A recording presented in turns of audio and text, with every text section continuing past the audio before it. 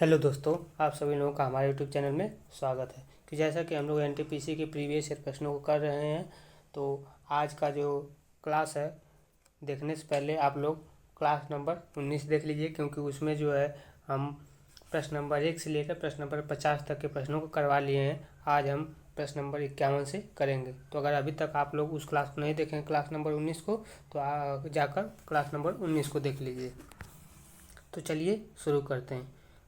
तो प्रश्न नंबर 51 है, भारत के सर्वोच्च न्यायालय में नियुक्त होने वाली पहली न्यायाधीश कौन थी? तो भारत में के सर्वोच्च न्यायालय में नियुक्त होने वाली जो पहली महिला न्यायाधीश थी, उनका नाम है फातिमा बीबी। फातिमा बीबी जो है भारत में जो है सर्वोच्च न्यायालय में नियुक्त होने वाली पहली महिला न्यायाधीश थी। तो इसका सही आंसर होगा ऑप्शन नंबर सी। अगला प्रश्न है प्रश्न नंबर 52। प्रश्न है, निम्नलिखित में से कौन सी बीमारी जीवाणुओं के कारण होती है? तो कौन सी बीमारी है जो जीवाणु के कारण होती है? तो वह बीमारी है एंथ्रेक्स। एंथ्रेक्स बीमारी जो है जीवाणुओं के कारण होती है। तो इसका सही आंसर हो जाएगा ऑप्शन नंबर डी। इससे संबंधित कुछ और भी प्रश्न है जिसको आप लोग देख सकते हैं कि एंथ्रेक्स के कारण, एंथ्रेक्स जो है मतलब इसमें जीवाणुओं द्वारा जो होने वाली बीमारियां हैं वो है एंथ्रेक्स, हैजा, क्षय रोग, काली खांसी, डिप्थीरिया, टिटनेस, टाइफाइड। ये सभी की सभी जीवाणुओं से होने वाली बीमारी है। और विषाणुओं के द्वारा जो होने वाली बीमारी है उनमें बड़ी माता, रेबीज, एड्स, इन्फ्लुएंजा, चेचक, खसरा और पोलियो, ये सभी की सभी विषाणुओं के द्वारा बीमारी होती है। अगला प्रश्न है प्रश्न नंबर 53। प्रश्न नंबर 53 है, कॉसेक 4 थीटा कॉसेक के पावर 4 थीटा बराबर 49 प्लस कॉट के पावर 4 थीटा है, तो साइन थीटा का मान जो है ज्ञात करना है। तो प्रश्न बहुत ही आसान है, इसको हम लोग सॉल्व कर लेते हैं।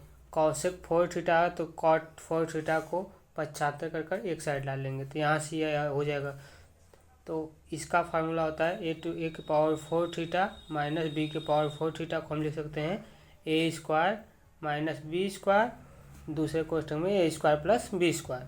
तो यहाँ से यह वैल्यू आ जाएगी। फिर cosec square theta minus cot square theta, इसकी वैल्यू होती है 1। तो यहाँ से हो जाएगा 1 इंटू इतना हो जाएगा। यहाँ से फिर कॉसेक स्क्वायर थीटा बराबर होता है 1 प्लस 1 अपन साइन स्क्वायर थीटा, और कॉट स्क्वायर थीटा बराबर होता है कॉसेक स्क्वायर थीटा बटे साइन स्क्वायर थीटा। तो यहाँ से सॉल्व करेंगे। सॉल्व करने के बाद साइन थीटा का मान आ जाएगा 1/5।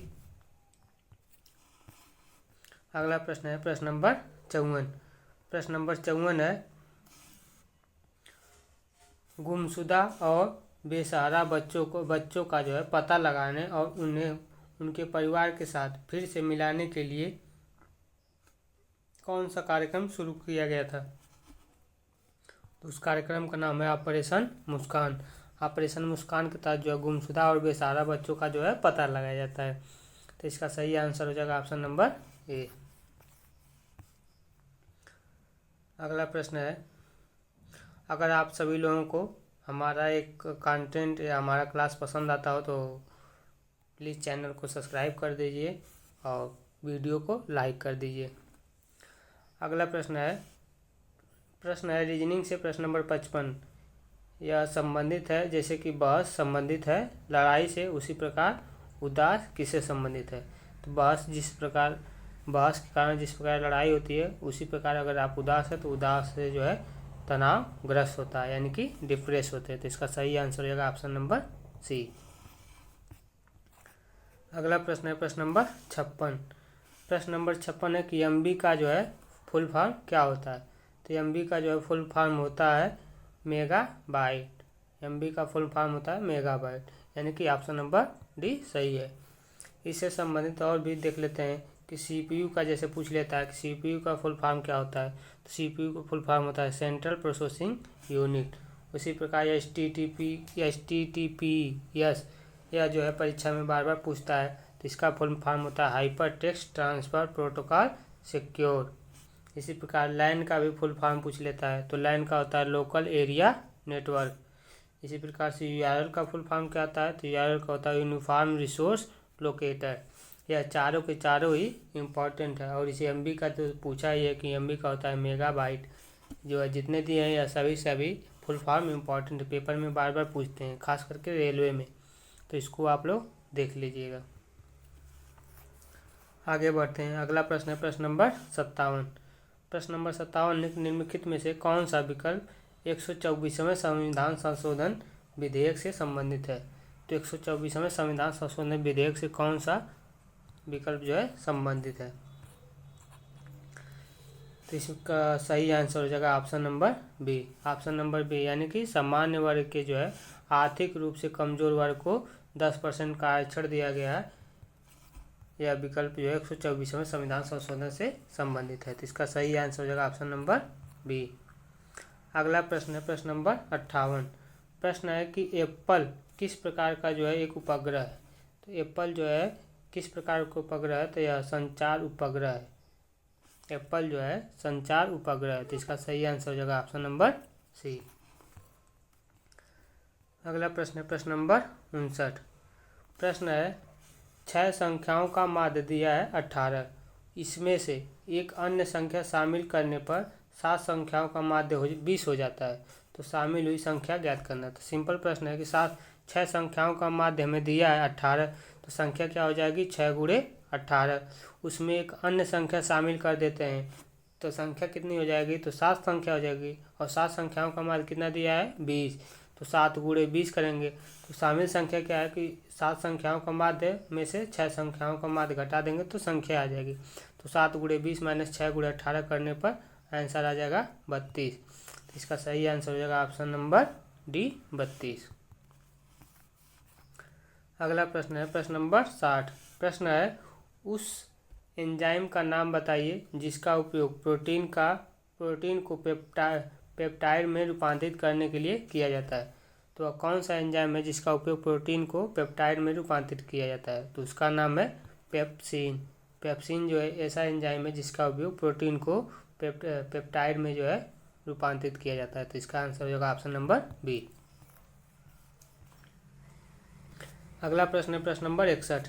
प्रश्न है कि प्रश्नवाचक चिन्ह के स्थान पर क्या आएगा? इस प्रश्नवाचक चिन्ह के स्थान पर क्या आएगा? तो ये देख लेते हैं। पहले में दिया है, यह किस प्रकार से दिया है? तो 2 गुणे 5 प्लस 6 करेंगे तो आ जाएगा 22।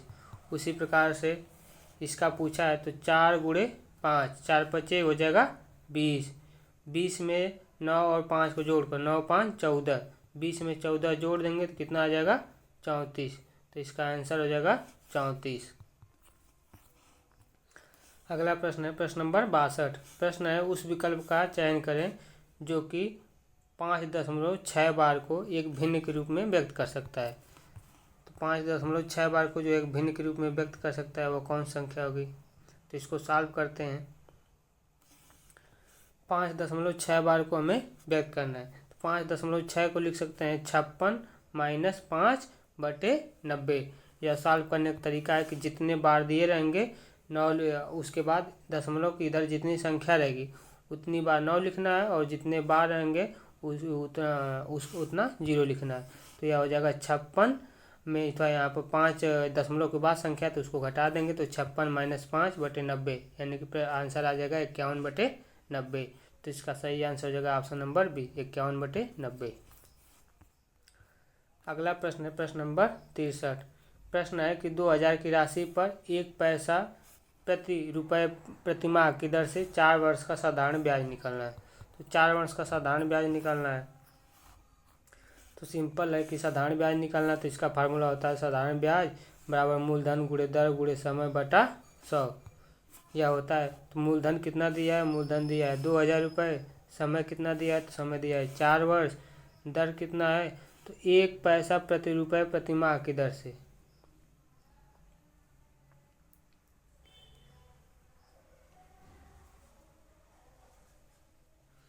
तो यहाँ से प्रतिमाह अपन निकालना है। तो प्रतिमाह अपन निकालना है तो 4 वर्ष को जो है महीना में बदलेंगे तो 4 गुणे 12 कर देंगे।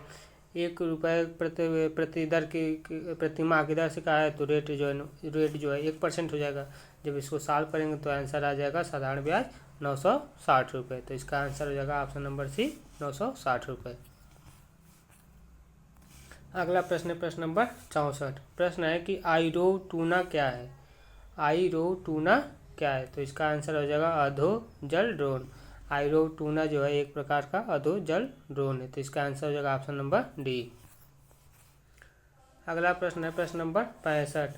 प्रश्न है बंगाल में किस क्रांतिकारी संगठन की स्थापना बरिंद्र कुमार घोष ने की थी। तो बंगाल में जो है किस जो है क्रांतिकारी संगठन की स्थापना बरिंद्र कुमार घोष ने की थी, तो वह थे अनुशीलन समिति की जो है घोषणा जो है बरिंद्र कुमार घोष ने की थी। तो इसका आंसर हो जाएगा ऑप्शन नंबर सी अनुशीलन समिति। अगला प्रश्न है प्रश्न नंबर 66। प्रश्न नंबर 66 है उत्तर प्रदेश सरकार के द्वारा 2018 में ODOP स्कीम लॉन्च की गई है। इस स्कीम का उद्देश्य विशिष्ट शिल्प कलाओं एवं उत्पादों को प्रोत्साहित करना है, जिससे कि आर्थिक भौगोलिक मॉडल विकसित किया जा सके। तो ODOP से जो है क्या आशय है, तो जो ODOP स्कीम है उसका मतलब क्या है। तो ODOP का मतलब होता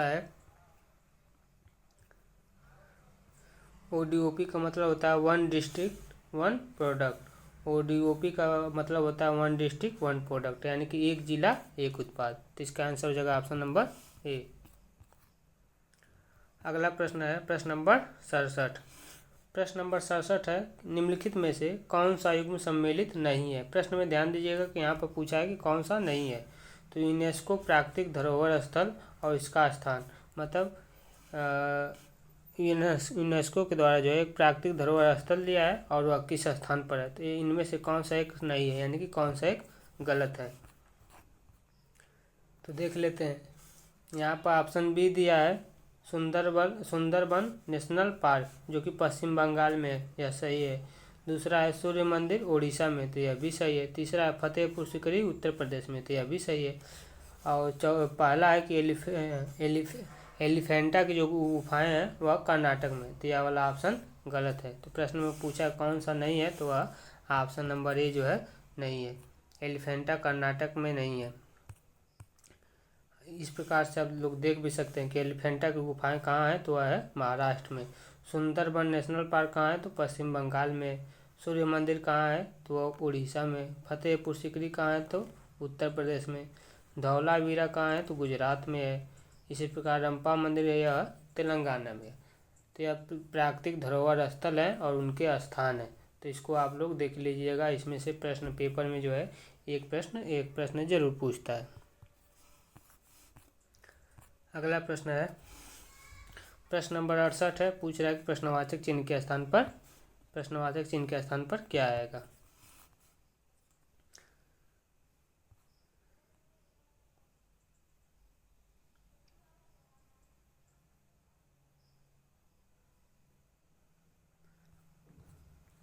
तो आइए देख लेते हैं किस प्रकार से इसको सॉल्व किया गया है।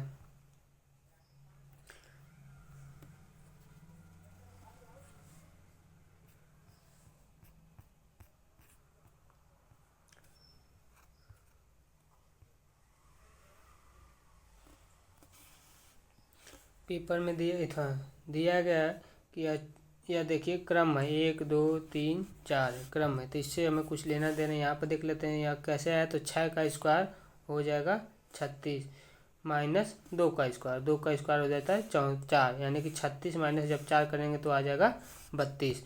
उसी प्रकार से 9 का स्क्वायर करेंगे तो 81। उसी प्रकार 6 का स्क्वायर घटाएंगे तो 6 6 का 36, तो 81 माइनस 36 करने पर आ जाएगा 45। उसी प्रकार इसका करेंगे तो 8 64, 8 गुणे 8 64 माइनस 6 6 का 36। जब इसको घटाएंगे तो यहाँ पर बचेगा 8 और 5 में 3 2, यानी कि 28। तो इसका आंसर आ जाएगा option number B 28। Option number B 28 सही होगा।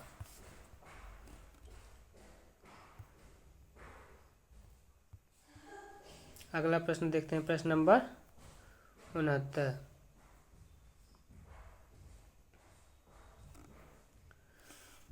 अगला प्रश्न है कि अंतर्गठन यानी कि साइनेप्स वह बिंदु है जिस पर तंत्रिका आवेग गुजरता है।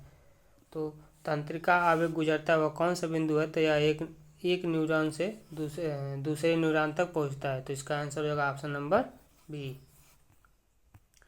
अगला प्रश्न है प्रश्न नंबर 70। प्रश्न है किस प्रधानमंत्री का जन्म भारत को स्वतंत्रता मिलने के बाद हुआ था? वह कौन से प्रधानमंत्री जिसका जन्म भारत को जो स्वतंत्रता मिलने के बाद हुआ था? तो स्वतंत्रता मिलने के बाद जो है नरेंद्र मोदी जी का जो है जन्म भारत को स्वतंत्रता मिलने के बाद हुआ था। तो इसका सही आंसर होगा ऑप्शन नंबर सी। अगला प्रश्न है प्रश्न नंबर 71। प्रश्न है इनमें से किस सिपाही विद्रोह और 1857 के जो विद्रोह को न तो पहला न ही राष्ट्रीय न ही स्वतंत्रता संग्राम कहकर संदर्भित किया गया था? तो वह कौन से सिपाही हैं? तो उस सिपाही का नाम है RC मजूमदार। RC मजूमदार जी को जो है न तो पहला और न ही राष्ट्रीय न ही स्वतंत्रता संग्राम कहकर जो है संदर्भित किया गया था। तो इसका आंसर हो जाएगा ऑप्शन नंबर सी। अगला प्रश्न है प्रश्न नंबर 72। प्रश्न है मेगालोब्लास्टिक एनीमिया किस विटामिन के कारण जो है होता है? मेगालोब्लास्टिक एनीमिया जो है किस विटामिन के कारण होता है? तो वह होता है विटामिन B9 की कमी से। विटामिन B9 की कमी से जो है मेगालोब्लास्टिक एनीमिया जो है बीमारी होता है। तो इसका आंसर हो जाएगा ऑप्शन नंबर सी। और भी देख लेते हैं विटामिन में, जैसे कि विटामिन B2 के कारण से जो है त्वचा का फटना, आँखों का लाल होना, यह दोनों ही विटामिन B2 के कारण से होता है, कमी से होता है। विटामिन C की कमी से इसका भी रोग होता है। यह बहुत ही इम्पॉर्टेंट है क्योंकि विटामिन C और विटामिन A पेपर में हमेशा बार बार पूछता है। तो विटामिन A के कारण कौन सा रोग होता है? तो वह होता है रतौंधी। विटामिन C से होता है स्कर्वी। अगला प्रश्न है प्रश्न नंबर 73। प्रश्न है दुनिया की पहली हस्तलिखित नीडल बुक कौन सी है? तो दुनिया की पहली हस्तलिखित नीडल बुक का नाम है मधुशाला। दुनिया की जो पहली हस्तलिखित यानी कि हाथ से लिखी हुई नीडल बुक कौन सी है? तो वह है मधुशाला। तो इसका आंसर हो जाएगा ऑप्शन नंबर बी, मधुशाला। मधुशाला के लेखक कौन है? तो वह है पीयूष गोयल। पेपर में हमेशा पूछ देता है कि मधुशाला पुस्तक के लेखक कौन है? तो वह है पीयूष गोयल। अगला प्रश्न है भीम का जो है पूरा नाम क्या है, यानी कि फुल फॉर्म क्या है? BHIM का फुल फॉर्म क्या है? तो है Bharat interface for money. Bharat interface for money जो है भीम का जो है पूरा नाम है, यानी कि पूर्ण रूप है। तो इसका सही आंसर ऑप्शन नंबर डी। अगला प्रश्न है प्रश्न नंबर 75। प्रश्न है कोई धनराशि पहले दूसरे और तीसरे वर्ष में क्रमशः 6%, 12% और 18% चक्रवृद्धि ब्याज की दर से 3 वर्ष के लिए निवेश की जाती है। यानी कि पहले साल 6%, दूसरे साल 12%, तीसरे साल 18% निवेश की जाती है।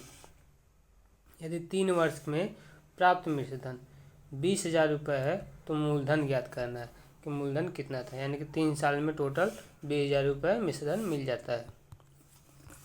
तो मूलधन प्रश्न में मूलधन पूछा है। तो यहाँ से सीधा सीधा फार्मूला है, चक्रवृद्धि मिश्रधन निकालना है तो मूलधन गुणे पहले साल का जो होगा वह होगा 1 + R1/100 इंटू दूसरे साल का 1 + R2/100 इंटू 1 + R3/100। तो टोटल 20,000 हुआ है। मूलधन पूछा है तो मूलधन गुणे पहले साल 6%, दूसरे साल 12%, तीसरे साल 18% हुआ है। तो इसको जब सॉल्व करेंगे तो 14,276 रुपया आ जाएगा। तो इसका सही आंसर हो जाएगा 14,276.58 रुपया। अगला प्रश्न है प्रश्न नंबर 76। प्रश्न है मेटास्टैटिक अस्थिक कैंसर के उपचार के लिए किस रेडियो आइसोटोप का जो है उपयोग किया जाता है? तो मेटास्टैटिक अस्थिक कैंसर के उपचार के लिए स्टोटियम 89 का जो है यानी कि स्टोटियम 89 का जो है प्रयोग किया जाता है। तो इसका सही आंसर होगा ऑप्शन नंबर बी। अगला प्रश्न है प्रश्न नंबर 77। प्रश्न है दो संख्याओं का अनुपात दिया है 4/5।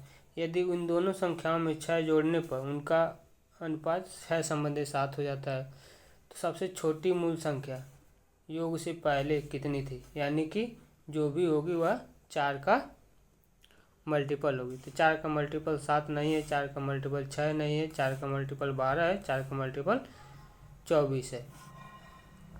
तो ऑप्शन या तो सी होगा या तो डी होगा। तो आइए सॉल्व कर लेते हैं। पहले मान लेते हैं संख्या 4x और 5x से 4x में 6 जोड़ने पर जो रेशियो हो जा रहा है वह 6/7 हो जा रहा है। तो यहाँ से x की वैल्यू आ जाएगी 3x। तो 4x पूछा है तो 4x की सबसे छोटी संख्या हो जाएगी 12। तो इसका सही आंसर होगा 12, ऑप्शन नंबर डी। अगला प्रश्न है प्रश्न नंबर 78। प्रश्न है यदि किसी भिन्न के अंश को 80% और हर को 60% घटा दिया जाता है तो जो प्राप्त भिन्न है वह 5/6 के बराबर हो जाता है। तो जो मूल भिन्न है वह पूछा है कि मूल भिन्न क्या है। प्रश्न में देख लेते हैं। मूल भिन्न मान लेते हैं कि x/y है। तो यह x में जो है 20%, x का जो 20% कर देता है और y का 40% करने पर जो भिन्न हो जाता है 5/6 हो जाता है। तो यहाँ से सॉल्व करेंगे तो x/y की वैल्यू आ जाएगी 5/3। तो यानी कि मूल भिन्न कितना है तो वह है 5/3, आंसर हो जाएगा 5/3। अगला प्रश्न है प्रश्न नंबर 79। प्रश्न है x y और z का पिता है, यानी कि जो x है वह y और z का पिता है। p जो है q की माँ है, q y की बहन है। तो x और p के बीच क्या संबंध है। तो x और p के बीच क्या संबंध होगा तो इसको सॉल्व कर लीजिए। तो सॉल्व करने पर आएगा कि x जो है p की पत्नी है। तो इसका आंसर हो जाएगा ऑप्शन नंबर बी। अगला प्रश्न है प्रश्न नंबर 80। प्रश्न है समलम चतुर्भुजाकार वस्तु की ऊंचाई 5 मीटर और उसकी समांतर भुजाएं 4 मीटर और 6 मीटर है। यदि पेंट का मूल्य 50 प्रति वर्ग मीटर है तो उस वस्तु को पेंट करने की लागत क्या होगी। यानी कि पहले समलम समांतर चतुर्भुज का क्षेत्रफल निकाल लेंगे। तो इसमें ऊंचाई दिया है 5 दिया है, इसकी एक भुजा दिया है 4 सेंटीमीटर और बड़ी भुजा दिया है 6 मीटर। 50 मीटर के वर्ग से जो है पेंट करना है। तो आइए इसको सॉल्व कर लेते हैं।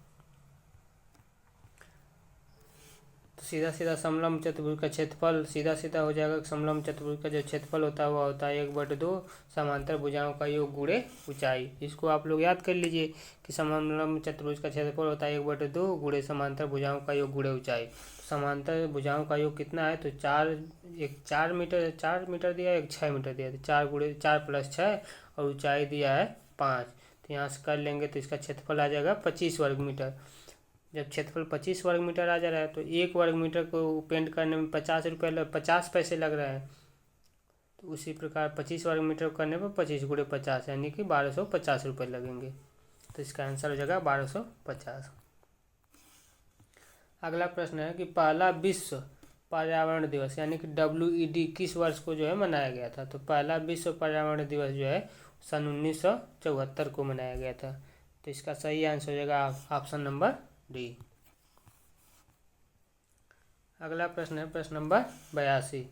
प्रश्न है कि DG गांव पहल की जो है शुरुआत किस विभाग के द्वारा की गई थी। तो DG गांव पहल की शुरुआत जो है किस विभाग के द्वारा की गई थी। तो इसका आंसर हो जाएगा इलेक्ट्रॉनिक्स एवं सूचना प्रौद्योगिकी मंत्रालय। इलेक्ट्रॉनिक्स एंड सूचना प्रौद्योगिकी मंत्रालय के द्वारा जो है DG गांव पहल की जो है शुरुआत की गई थी। तो इसका आंसर हो जाएगा ऑप्शन नंबर ए। अगला प्रश्न है प्रश्न नंबर 83। प्रश्न है 18,769 के जो है वर्गमूल में कितने अंक निहित है। तो यह 18,779 जो है यह वर्गमूल जो है उसमें कितने अंक हैं। तो आइए इसको निकाल लेते हैं 18,779 को। तो 18,779 में 2 इधर से लेंगे, 2 इधर से लेंगे, फिर एक बचेगा। तो एक को करने पर पहले 1 का 1 करेंगे तो 1 आ जाएगा, फिर 1 जोड़ने पर 2 आ जाएगा, फिर यहाँ से 2 संख्या उतार लेंगे तो 87 आ जाएगा, फिर 3 बार ले जाएंगे तो 23 × 3 69 हो जाएगा। फिर इस तरह फिर 23 3 जोड़ने पर 26 आएगा, फिर उसके बाद 7 बार ले जाएंगे तो यह टोटल कट जाएगा। यानी कि इसमें कितनी संख्या निहित है, तो 3, 137 आंसर आया है। तो 137 का यह वर्ग है। तो 137 में कितनी संख्या है, तो 3 संख्या है। तो इसका आंसर हो जाएगा 3। इसमें कितने अंक निहित है, तो 3 अंक निहित है। अगला प्रश्न है प्रश्न नंबर 84। प्रश्न है 1 मिनट में 50 शब्द टाइप कर ए जो है 1 मिनट में 50 शब्द टाइप कर सकता है और बी 1 मिनट में 40 शब्द टाइप कर सकता है। पहले 1 मिनट तक ए टाइप करता है, फिर अगले 1 मिनट तक बी टाइप करता है, फिर इसी क्रम को इसी प्रकार चलता रहता है। इसी प्रकार बारी बारी से टाइप करते हुए उन्होंने 980 शब्द टाइप किए। 980 शब्द टाइप करने में उन्हें कितना समय लगा है, यानी कि सीधा सीधा निकालना है। तो ए जो है पहले टाइप करता है, पर ए टाइप करने में 1 मिनट में 50 शब्द टाइप कर लेता है। तो 1 मिनट में उसे 50 शब्द टाइप कर लेता है। बी 1 मिनट में 40 शब्द टाइप कर लेता है, यानी कि 2 मिनट में कुल 90 शब्द टाइप होते हैं। 2 मिनट में टोटल 90 शब्द टाइप होते हैं। तो 980 शब्द टाइप करना है, तो यह लगभग 10 गुना 10 गुना है। तो 10 गुना में 900 जाएगा, यानी कि 80 शब्द बच जाएगा। तो यानी कि 10 गुना का मतलब हो जाएगा 20 घंटे। तो सीधा सीधा 20 घंटे लगेंगे। उसके बाद फिर ये टाइप करेगा 50 घंटा, यानी कि 1 घंटा और 20 मिनट के बाद 1 मिनट और लगेगा, यानी कि 21 मिनट। तो उसके बाद बच जाएगा 80 घंटा था, तो 5 3 30 घंटा बचेगा। तो 21 मिनट लगेगा, तो 21 मिनट 45 सेकेंड लगेगा। तो यहाँ से आंसर हो जाएगा 21 मिनट 45 सेकेंड।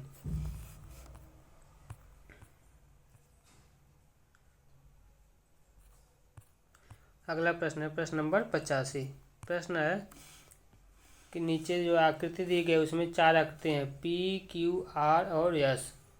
इन सभी से मिलकर 4 आकृति बनी है, जिनमें पी उन लोगों को दर्शाती है जो कि तैराक हैं, यानी कि तैरते हैं, और क्यू जो है कलाबाजों को दर्शाती है, तथा आर और यस क्रमशः आर जो है पेंटर को और यस खानसामों को जो है दर्शाती है। तो प्रश्न में देखते हैं कि प्रश्न क्या पूछा है।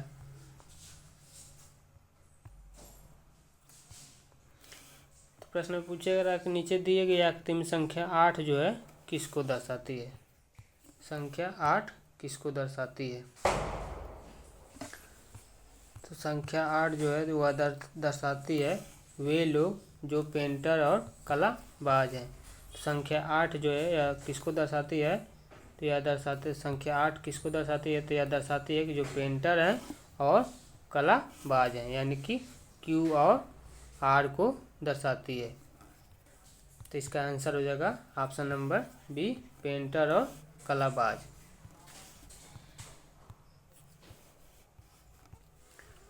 अगला प्रश्न है प्रश्न नंबर 86। प्रश्न है निम्नलिखित तालिका को ध्यानपूर्वक पढ़ें और उत्तर दें। तो यह पाई चार्ट का सवाल है, तो पाई चार्ट का सवाल आप लोग कर लीजिए, क्योंकि बार बार हमें इसे देखना पड़ता है तो प्रॉब्लम होती है, तो इसको आप लोग कर लीजिएगा। अगला प्रश्न है, ये सभी के सभी पाई चार्ट हैं।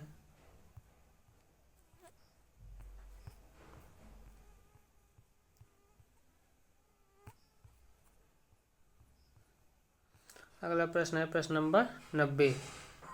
प्रश्न नंबर 90 है कि इनमें से एक जो है असंगत विकल्प है उसको चयन करना है, मतलब कौन सा इसमें से संगत नहीं है। तो इसमें से टमाटर, भिंडी और खीरा ये सभी के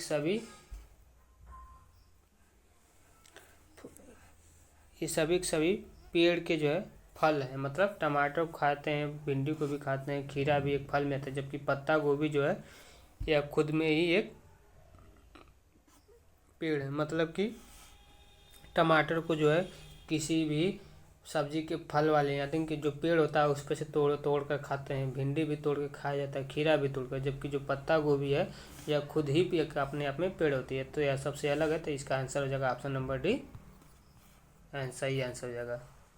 अगला प्रश्न है प्रश्न नंबर 91। प्रश्न है कि दो संख्याओं का योगफल 20 दिया है, उनके वर्गों का अंतर 80 है। तो दोनों संख्याओं का जो है उस विकल्प में दोनों संख्याओं का चयन करना है। तो दो संख्याओं का योगफल 20 दिया है, तो 15 5 20, 21 9 20, 13 सभी के सभी 20 दिए हैं। उनके वर्गों का अंतर 80 है। तो ऑप्शन नंबर ए चेक कर लेते हैं। तो 15 का वर्ग हो जाएगा 225 माइनस 5 5 25 करना है, तो 20 का अंतर आएगा ही नहीं, गलत हो जाएगा। 13 का वर्ग होता है 169 माइनस 7 का वर्ग होता है 49, इसका भी अंतर करने पर 80 नहीं आएगा। 11 का होता है 121, 9 का होता है 99 81, तो इसका भी अंतर नहीं आएगा 80। जबकि 12 और 8, 12 का होता है 144, 8 का होता है 64, इसका अंतर करने पर 80 आ जाएगा। तो ऑप्शन नंबर डी जो है सही होगा। अगला प्रश्न है प्रश्न नंबर 92। प्रश्न है, मोहित का पुत्र रोहित है जिसकी शादी गीता से हुई है। गीता के पति का इकलौता भाई देव बबीता का पुत्र है। बबीता और जमिता दोनों भाई बहन हैं और अपने माता पिता की 2 ही संतानें हैं। तो बबीता का जो है गीता से क्या संबंध होगा? तो इसको बैठाएंगे जब ब्लड रिलेशन के माध्यम से, तो बैठाने से इस प्रकार से जो है बैठ जाएगा।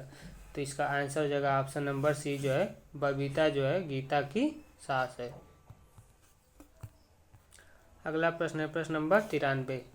प्रश्न है कि प्रश्नवाचक चिन्ह के स्थान पर क्या आएगा? तो इसको सॉल्व करते हैं। प्रश्नवाचक चिन्ह के स्थान पर क्या आएगा? तो 112 में से 112 में 24 जोड़ने पर 36 आया। फिर 136 में 24 जोड़ने पर 160 आया। फिर 160 में 124 जोड़ने पर 184 आया। उसी प्रकार 184 में 24 जब जोड़ेंगे तो आंसर आ जाएगा 208। तो इसका सही आंसर हो जाएगा ऑप्शन नंबर डी 208। अगला प्रश्न है प्रश्न नंबर 94। प्रश्न नंबर 94 है कि प्रश्नवाचक चिन्ह के स्थान पर क्या आएगा? प्रश्नवाचक चिन्ह के स्थान पर क्या आएगा? तो इसमें देख लेते हैं।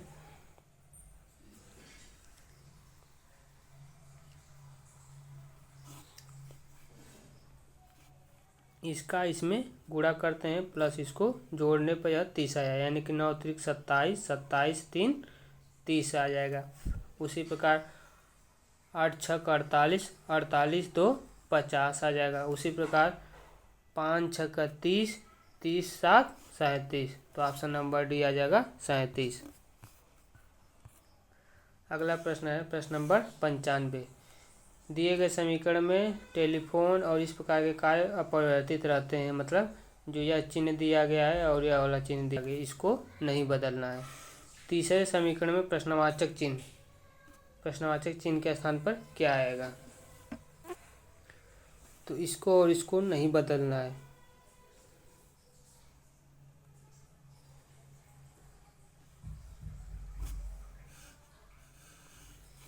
टेलीफोन का मतलब होता है भागे, तो यहाँ पर 4 रहेगा तो 1 के स्थान पर a² होगा। तो यहाँ से 4 के स्थान पर यह हो जाएगा 4 का स्क्वायर। फिर टेलीफोन के स्थान पर भागे का चिन्ह लगा देंगे, उसके बाद 2 लिख देंगे, फिर यह हो जाएगा। फिर इस प्रकार का चिन्ह का मतलब है जोड़, तो यह जोड़ देते हैं प्लस यहाँ से b का स्क्वायर करेंगे, यानी कि जो लास्ट में 2 है उसका स्क्वायर करेंगे, तो यह आ जाएगा। फिर जब इसको सॉल्व करेंगे तो 4 चौक को 16 भागे 2 प्लस 2 का स्क्वायर 4, तो 2 से भाग देंगे तो 2 8 16 8, 8 प्लस 4 12, तो इसका आंसर आ जाएगा प्रश्नवाचक चिन्ह के स्थान पर 12। तो इसका सही आंसर होगा ऑप्शन नंबर सी 12। अगला प्रश्न है प्रश्न नंबर 96। प्रश्न नंबर 96 निम्न के असंगत जो है विकल्प का चयन करना है। इसमें से कौन सा जो है असंगत है, तो देख लेते हैं।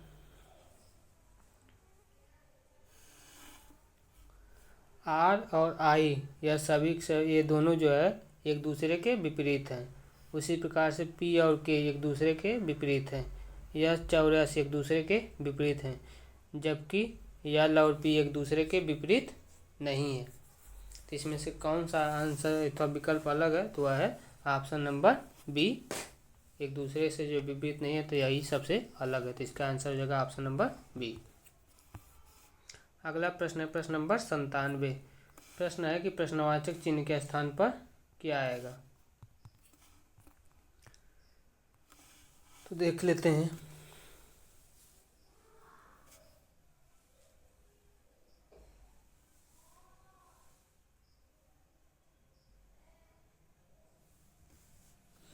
यहाँ से दिया गया कि 4 गुणे 4 माइनस 2 बटे 2 करने पर 7 आया, यानी कि यहाँ से 4 गुणे 4 माइनस 2 करने पर -2 बटे 2 करने पर 7 आया है।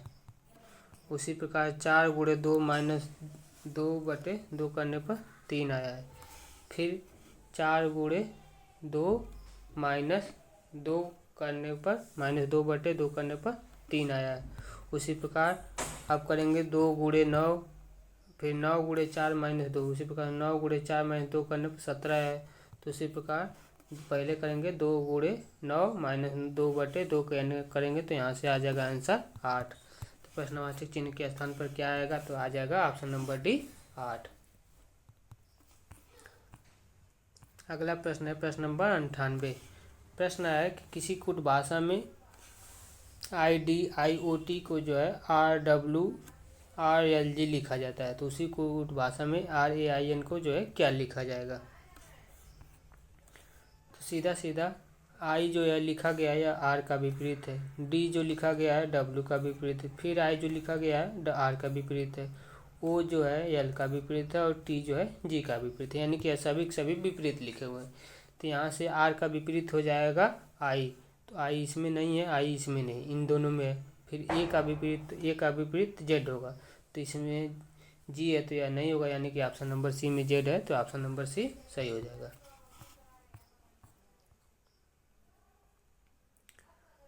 अगला प्रश्न है प्रश्न नंबर 99। प्रश्न है कि प्रश्नवाचक चिन्ह के स्थान पर क्या आएगा। तो प्रश्न में देखते हैं। प्रश्न है कि 7 से 12 कैसे आया, तो 7 में 5 जोड़ने पर 12 आया है, और लास्ट का 2 देख रहे हैं तो 37 में कितना जोड़े हैं तो 57 आया है, तो 20 आया है, यानी कि अब 5 + 10 + 15, 5 में 5 जोड़ेंगे 10, 10 में 5 जोड़ेंगे 15, 15 में 5 जोड़ेंगे तो 20, यानी कि अब 5 5 पर जोड़ के आया है। तो 12 में फिर 10 जोड़ेंगे कितना आ जाएगा, तो 12 में 10 जोड़ने पर आ जाएगा 22। तो इसका आंसर हो जाएगा ऑप्शन नंबर बी 22। अगला प्रश्न और आज का लास्ट प्रश्न है कथन निष्कर्ष है। कथन 1 देख लेते हैं कि सभी चप्पल जूते हैं। कथन 2 है कि कुछ हील चप्पल है। इसी प्रकार कथन 3 है कि सभी कैनवास हील हैं, और कथन 4 है कि सभी हील जूते हैं।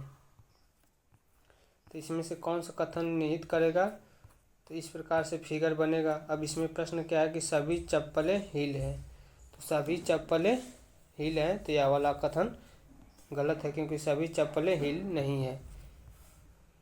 तो प्रश्न में कौन सा पूछा है, क्या पूछा है, तो प्रश्न में देखिए पूछा है कौन सा निष्कर्षित नहीं किया जा सकता, मतलब कौन सा उसमें सही नहीं है, तो वह है ऑप्शन नंबर ए।